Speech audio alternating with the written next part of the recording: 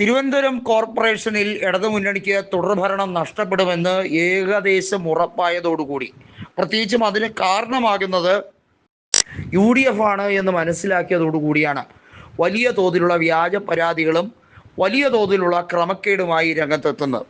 നമുക്കറിയാം, തിരുവനന്തപുരം കോർപ്പറേഷനിലെ മുട്ടട വാർഡ് സ്ഥാനാർത്ഥിയായ വൈഷ്ണ സുരേഷിൻ്റെ സ്ഥാനാർത്ഥിത്വം റദ്ദാക്കാൻ വേണ്ടി വലിയ കളികളാണ് നടന്നത്. ഇതുമായി ബന്ധപ്പെട്ട് നിയമ പോരാട്ടമാണ് കോൺഗ്രസ് നടത്തിയെടുക്കാൻ ശ്രമിക്കുന്നത്. നമുക്കറിയാം, ഇതുപോലെയുള്ള പല രീതിയിലുള്ള തരികിട പരിപാടികളാണ് CPIM ഓരോ മേഖലയിൽ കാണിച്ചിട്ടുള്ളത്. അത് ഇന്നും ഇന്നലെയും തുടങ്ങിയിട്ടുള്ള കളിയല്ല. CPIM BJP അന്തർധാര പല സ്ഥലങ്ങളിലും പ്രകടമായിരിക്കുന്നു എന്നുള്ളതിൻ്റെ വ്യക്തമായ തെളിവ് മുൻപ് തിരുവനന്തപുരം കോർപ്പറേഷൻ മേയറായിരുന്ന VK പ്രശാന്ത് വോട്ട് അദ്ദേഹത്തിനുള്ള വാർഡിൽ, പാങ്ങോട് വാർഡുമായി ബന്ധപ്പെട്ട വിഷയത്തിൽ ഇപ്പോൾ ഒരു കാര്യം വളരെ വ്യക്തമായി വന്നിരിക്കുകയാണ്. അവിടെ CPIയുടെ സ്ഥാനാർത്ഥി RSSകാരനായ നേതാവാണ്. RSSൽ വളർന്ന രണ്ട് ചെറുപ്പക്കാർ, CPI സ്ഥാനാർത്ഥിയും BJP സ്ഥാനാർത്ഥിയും RSSകാരായിട്ടുള്ളവരാണ്. അവർ തമ്മിലുള്ള ഒരു സൗഹൃദ മത്സരമാണ്. അവിടെ സ്വാഭാവികമായും BJP സ്ഥാനാർത്ഥിയുടെ വിജയത്തിന് വേണ്ടിയാണ് CPI സ്ഥാനാർത്ഥി വലിയ കളികൾ കളിക്കുന്നത്. CPIMും അതിനു വേണ്ടിയുള്ള ശ്രമങ്ങൾ നടത്തിക്കൊണ്ടേയിരിക്കുന്നു. ഇത്തരത്തിലാണ് ഇവിടെ കളി നടക്കുന്നത്. അതായത് പിണറായി വിജയൻ എല്ലാ തരത്തിലും തിരുവനന്തപുരം കോർപ്പറേഷൻ BJPക്ക് പതിച്ചു കൊടുക്കാൻ വേണ്ടിയുള്ള ശ്രമമാണ് ഇത്തവണ നടക്കുന്നത്. എല്ലാവരെയും ഞെട്ടിക്കുക എന്നുള്ളതാണ്. തൃശ്ശൂർ ലോക്സഭാ തിരഞ്ഞെടുപ്പിൽ അങ്ങനെയാണല്ലോ CPIM BJPയെ വിജയിപ്പിക്കാൻ വേണ്ടി ആവുന്നത്ര കളികൾ കളിച്ചതും പൂരം കലക്കിയതുമായി ബന്ധപ്പെട്ട വിഷയം ഇപ്പോഴും അതൊരു കോടതി വിഷയമായി, അതൊരു വലിയ ചർച്ചയായി, ഡിബേറ്റായി നിലനിൽക്കുകയാണ്. ഇതാണ് CPIM BJP അന്തർധാര.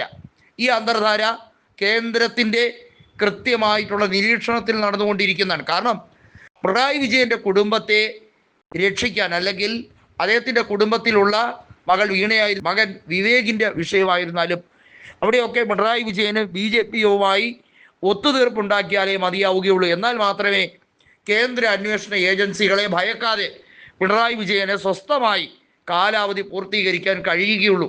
അതിനോടൊപ്പം തന്നെ തുടർഭരണത്തിന് വേണ്ടിയുള്ള ആവുന്നത്ര കളികൾ കളിക്കുക, അതിനുവേണ്ടി BJPക്ക് ചില സെലക്റ്റഡ് കോൺസ്റ്റിറ്റ്യുവൻസീസ് വിട്ടുകൊടുക്കുക.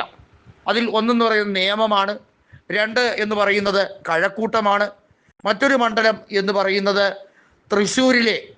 തൃശ്ശൂർ സെൻട്രൽ നിയോജക മണ്ഡലമാണ്. ഇത്തരത്തിൽ പല സ്ഥലങ്ങളിലും CPIM വോട്ട് അഡ്ജസ്റ്റ്മെൻറ്റ് നടത്തുക. കഴിഞ്ഞ തവണ പാലക്കാട് ഉപതെരഞ്ഞെടുപ്പിൽ സരിനെ രംഗത്തിറക്കിയത് എന്തിനു വേണ്ടിയായിരുന്നു എന്ന് എല്ലാവർക്കും അറിയാം. രാഹുൽ മാങ്കൂട്ടത്തിൻ്റെ 18,000-ലധികം വോട്ടിൻ്റെ വിജയം.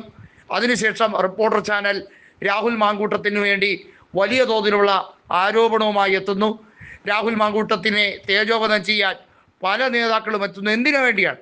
അതിനെയെല്ലാം ഏറ്റുപിടിച്ചുകൊണ്ട് BJPയുടെ നേതാക്കൾ അടിമുടി വലിയ പോരാട്ട വീര്യവുമായി ഇറങ്ങുന്നു. ഇതെല്ലാം കോൺഗ്രസിനെ ലക്ഷ്യം വെച്ച്, UDFനെ ലക്ഷ്യം വെച്ചുകൊണ്ടുള്ള നീക്കം തന്നെയാണ് എന്നുള്ളത് വളരെ പ്രകടമായി കാണുന്ന ഒരു കാര്യമാണ്.